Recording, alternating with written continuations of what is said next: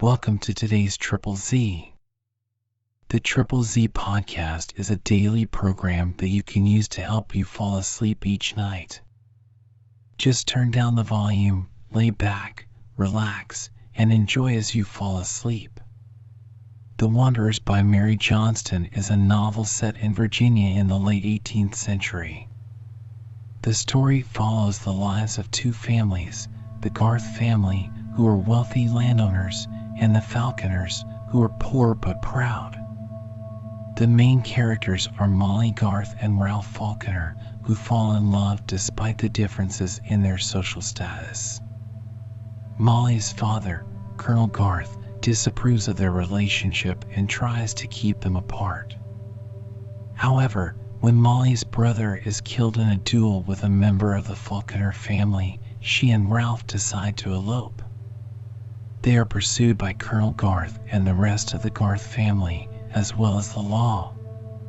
The couple eventually find sanctuary in the Blue Ridge Mountains, where they start a new life together. However, their happiness is short-lived as the Garth family continues to pursue them. The novel culminates in a dramatic confrontation between the two families, which ultimately leads to a tragic and unexpected ending. Overall, The Wanderers explores themes of love, class, and the struggle for survival in a harsh and unforgiving world. If you enjoy our program, please be sure to write us a review on your podcast platform and share us with a friend. You both might sleep just a little better at night. Our website is Triple Z, that's 3zs.media. You can also like and share our content on Facebook or our Instagram account ZZZ Media Podcast. Music for today's episode was provided by the Sleep Channel on Spotify. Chapter 1. The Forest. Trees and trees and trees, a world of trees. Little size and middle size and giant size, short and tall, slender and thick, broad-leafed, narrow-leafed, rough-barked, smooth-barked, dark green, bright green, one solid hue, or spangled or variegated with many colored flowers, trees that bore nuts, trees that bore fruit, and trees starkly idle and useless to a frugivorous folk. Trees and trees and trees leaning their heads against one another, trees pressing side to side, trees tied together by the endless vines going looping through the world, trees and trees and trees. Overhead, through the network, showed small pieces of sky. Big pieces of sky were seen only when you came to streams. Sunlight struck down and flakes were darts, never as brightness formless and unconfined. At night, looking up from the nest-like arrangements of sticks and forest debris heaped between the forks of trees, 3 or 4 stars might be seen at once. The host of stars was rarely seen.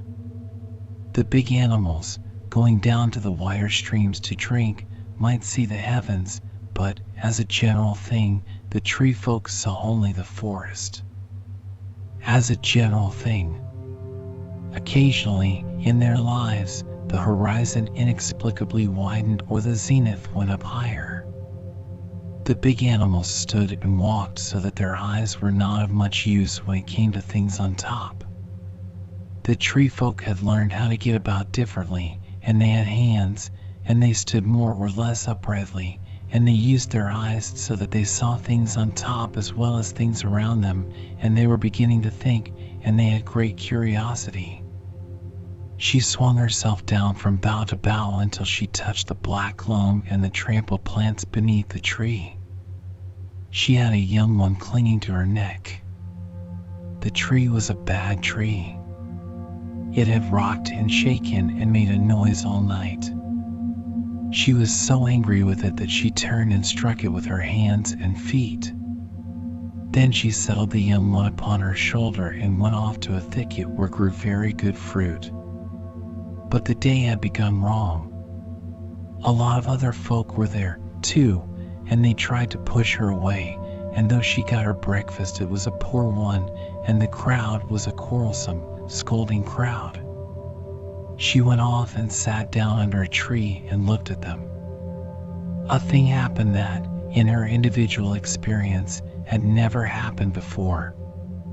She experienced a distinct feeling of being outside of it all, not outside with a sense of injury, but quite calmly outside. She criticized the tree folk. The young one drummed against her breast with its feet. She pulled it down from her shoulder, and it lay upon her knees, and she smiled at it, and it smiled at her. She was very fond of it. All the tree folk smiled with a kind of grimacing smile, using only the lips. But now this morning a second thing happened. She smiled with her eyes. It gave her a very singular feeling, a feeling that linked itself with the earlier one. This tree was thin-topped. Looking up, she saw quite unusual pieces of sky. Across the largest a white cloudlet went sailing. The folk in the fruit thicket fell into a tremendous quarrel, yelling at one another. She scrambled to her feet and made the sound that meant, "Get on my back and hold tight. We are going to travel." The young one obeyed, and the two set forth. Trees, trees, trees, trees. Fighting for breathing space, shouldering away their fellows, sucking each its hardest from the earth, striving each its hardest, out with its arms, up with its head, up to the light.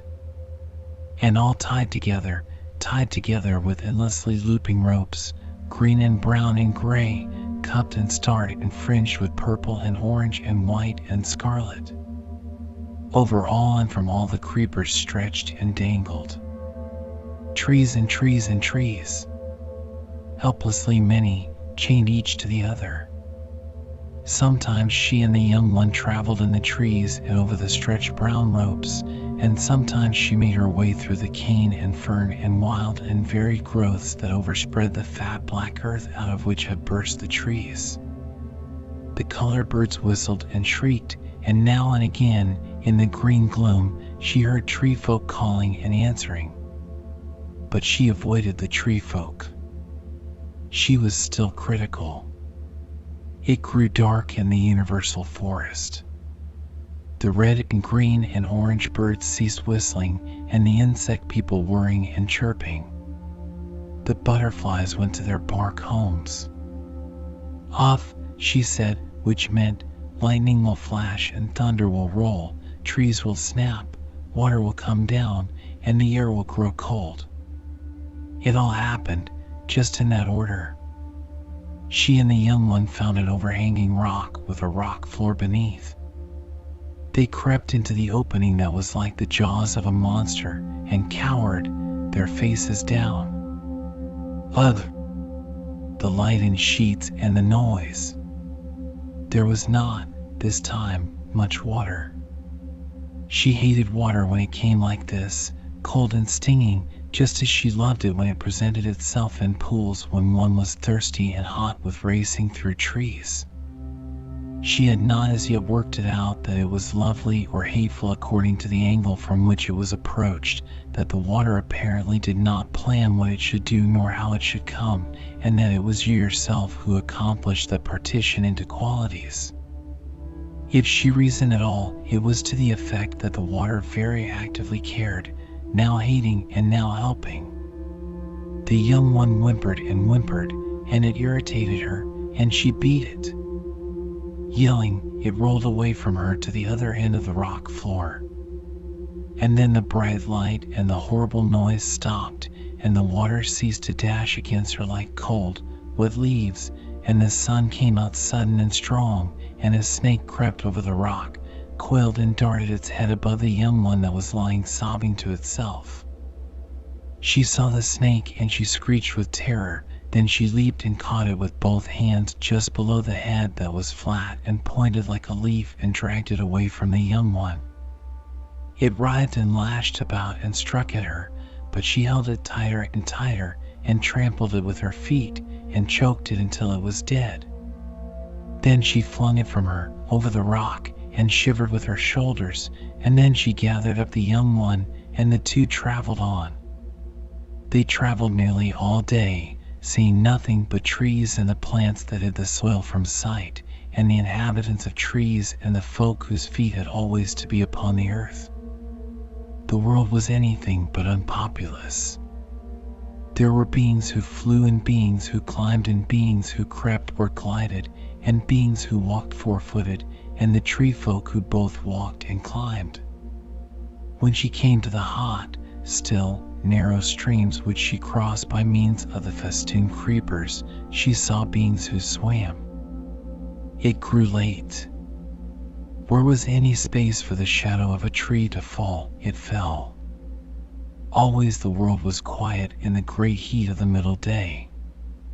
Evening was the time when all the world began to talk at once, all, that is, but the big animals. They waited for full night, and then they roared. The tree folk were afraid of the big animals, dreadfully afraid. The young one was hungry. She pulled it across her shoulder to her breast and gave it milk, and at the next fruit tree they came to she stopped and got her own supper. By the time this was done it was almost night. Before her there showed an opening where grass grew. It sloped to a stream and it supported 2 or 3 tall, creeper-clad trees. Through the bushes about the supper tree came a curious, dancing light. Observing this, she followed the instinct of all tree folk and crept forward to see what might be seen. One of the trees had been struck by lightning, and it had fallen upon the earth. It lay there all its length, and it was afire. She and the young one sat beneath the bushes and watched it with odd interest. In their history, tree folk had met with this phenomenon often enough to learn that you must not touch, that you must not even go very close. When you did so, it was worse than all kinds of big animals. The flame flickered in and out among the branches and ran along the trunk. A light smoke curled up, and she could hear the tree talking. It made a crackling talk. The burning mass warmed and lit the dusk. She and the young one were so interested that they went closer and closer. It occurred to her to find out how close you could go. So she went cautiously, very close indeed. Up to a certain point that was pleasant enough, but one step farther on it began to sting. She jerked back, frightened, but fascinated. Now again it was pleasant. It seemed that it was angry only when you came too close. Keep a little away and it was the best of friends. She and the young one sat on the ground and thought about it. A long, broken bough, slender and bare as a bamboo, happened to lie there, one end touching the fiery tree, the other close to her hand. Her hand chanced to close upon it, as it might have closed upon creeper or young bough in the trees. Something more happened. She lifted this stick with the fire at one end like a pennant, lifted it and moved it to and fro, the fire making lines and circles in the air. Her brain worked. The stick gave her a long arm, an arm much longer than anybody else's, with active, bright fingers at the end of it. If you could take it with you, no one had ever thought of carrying the bright, stinging thing. The flame blew down the stick toward her, and she was horribly frightened. Dropping the bough, she picked up the young one and fled. In the shortest of times it was dark night. Day stayed only where was the red, stinging thing. She was in a region of cane and bush. That was not safe. She and the young one must get back to treeland.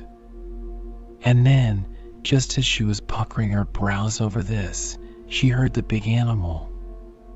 The big animal came against her through the canes. She caught the rustling sound they made when they were brushed aside, and she heard breathing and she saw eyeballs in the dark. Screeching, she turned with the young one and ran. There were no trees, no safety, only blind, exceeding terror. The big animal was coming, the big animal was coming, it was sending its voice before it. The young one, screeching too, gripped her fast. She tore through the cane, back the way she had come, and the big animal with glaring eyes rushed after her. It was coming in bounds closer, oh, closer. She broke through the cane into that open space where the tree still burned. The pursuer came after her and the young one. It was big and hungry. She felt its hot breath. Face over shoulder, she saw its bare teeth. She found a voice that was human. She shrieked. Along the ground lay the brand that, a while ago, she had lifted and waved. It was shorter than it had been, but yet it was fit for use. She snatched it up, turned and thrust it, flaming, against the muzzle of the big animal. She made deliberate use of fire. The beast that was after her roared and drew back, then made to come on again. With all her strength she fought it over the eyes with fire. Roaring with pain, it turned and fled. She threw down the flaming staff, and with the young one on her back, chattering wildly, never stopped until the forest was about her, until, finding a tree with a sinewy, swinging curtain of vine, she had drawn herself and the young one from bough to bough, up to where, on high, in the comfortable fork of two great branches, she reached what she esteemed as safety. Night passed, dawn came. It came still and red, with a mist over a water where long-legged, long-billed, scarlet and white bird people waited about. They fished or stood on one leg pondering the universe, or not pondering it, as you choose. She and the young one looked down a clear 40 feet and saw great roots of trees and between them black, yielding earth. The light strengthened, and they leaped and slid and swung out of this tree into another, and then another, and so they went by trees and trees and trees until they came to firm ground and saw below them bushes with fruit. The young one locked its hands about her neck, and she sprang and swung, now upon this bough, now with this liana between her hands.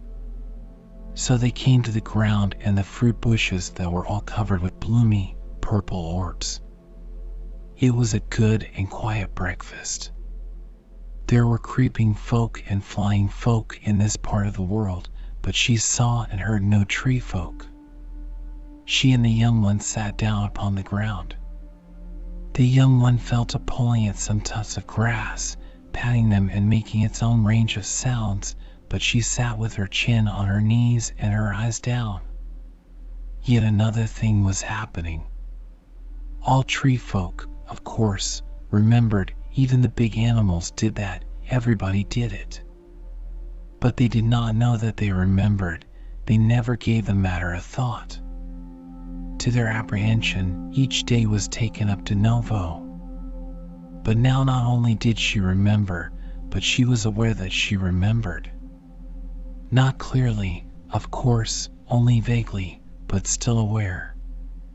She was going over. She was returning to a time that was not this present time. The big animal, his eyes and claws and teeth a bright thing jumping up and down and climbing over the tree on the ground, the feel of it, pleasant when you were a little way off, but the most dreadful bite of all if you touched it. Back of the bright thing was the storm, and the snake that had tried to bite the young one, and back of that was the poor breakfast, and the quarrelsome crowd of tree folk, and how strange and unfamiliar they had all of a sudden looked to her. And back of that, but she could not go any farther back. It was as though there were a deep stream, and the creeper that had stretched across was broken. It was the bright thing to which she returned most fully, the bright thing and the stick. Beneath the fruit trees lay enough of broken and dead wood. Her hand went out to the nearest piece, which she lifted and with some delight brandished. She spoke. As yet her language was almost as limited as that of the big animals, but what she meant was, I have a long arm, a longer arm than anybody else's. 3 or 4 feet away, a lizard lay on a stone. She touched it with the stick. Then, as it raised its head, she struck with force and killed it. This result caused her to chatter with surprise. She had not been angry with the lizard, she had not laid hand or foot upon it. The long arm had killed it, but she had moved the long arm. She knew certain aspects of death well enough. That lizard, no more than the snake of yesterday, would run about again. She sat and thought. Then she took the stick and, rising, struck with it at a cluster of purple fruit which had been beyond reach. The fruit came tumbling down upon the grass. The long arm was good, then, for that, too. Out of the wood came one of the tree folk, one of the other kind, the kind that did not carry young ones around with them, the kind into which half of the young ones grew. He was at some distance, and did not at once see her. She stood and watched him coming. The two were about of a height, but the other kind, because it did not have young ones, and did not have to spend much of its time gambling with young ones and watching young ones, because it roamed more, because it had, perhaps, a certain surplus of explosive energy which set it to contending with its fellows, or sent it, day and night, howling and racing through the trees. Because of this and because of that, the other kind was ahead in muscular development. Muscular development meant a heightened muscular sense.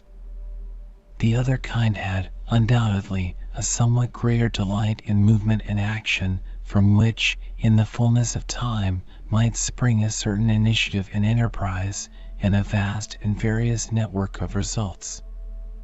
The kind that had young ones, nursed them and carried them about, had its superiorities, too, due again to a range of matters beyond its present comprehension. But neither of them knew about his or her own or the other's superiorities. They were a very simple tree folk. The other kind now saw her, and after an instant of gazing, came on. Although she had been so critical, yesterday, of the tree folk, she found, measuring by her standards, she found this one rather a strong and comely individual. She had traveled, relatively speaking, a long way without any other company than the young one. She certainly experienced a sensation of friendliness. The two stood jabbering at the edge of the wood. She had dropped the stick, but now she stooped and, picking it up, flourished it about, and with the end struck off a cluster of fruit. Parade and showing off however they got into the world, here they were. The other kind gave a deep screech of surprise, then stood, spellbound, watching this so marvelous performance, then by degrees became wildly excited. He put out both hands, seized the stick, and tried to take it from her. There was much wood upon the ground, but he could not conceive that any other piece would serve. She had the only stick. She resisted, and they quarreled, both clutching the stick, jabbering each at the other. Both put forth force to keep the thing that knocked down fruit. But there was actually more strength in his long arms and large hands than in hers. He wrested the stick from her and grinned with delight in its possession. It is probable that, of late, changes had been occurring among the particles of his own brain. Probably he, too, had been making discoveries. Neither the one nor the other might corner discovery. At any rate, he now began to experiment with the stick. He knocked from the tree all the purple fruit in reach, and then he sat down upon the ground and with the end of the staff scraped at the earth and beat the grass flat. His interest in what he was doing grew and grew. She had gone away, sulking, to the young one. But it was impossible long to resist the fascination of this new extension of power. She came and sat down in the grass and watched. She was friendly again, and he, too, having the stick, was gracious. He was a young, strong, well-looking member of the tree folk. Lying about were some small stones, miniature boulders. He struck the end of the stick beneath one of these, put his weight upon the other end, and lifted the stone out of its bed. The lever was here. Both of them jabbered with excitement. There were other stones. She wanted to disturb one, too, and she came across and put her hand upon the stick. "Let me," meant the sound which she uttered. But he jabbered back and shook her off and went on turning over stones. Very angry, she returned to the charge and, watching her chance, suddenly jerked the stick from him. He sprang to his feet and seized it again. She screamed at him and held it stubbornly. A good, thick piece of wood it was. The other kind, now in a violent passion, tugged and wrenched until he got it from her. Then, with suddenness, he found yet another use for a piece of wood. He knocked her down with it, and when, with a cry of fury, she rose to her feet, he repeated the action.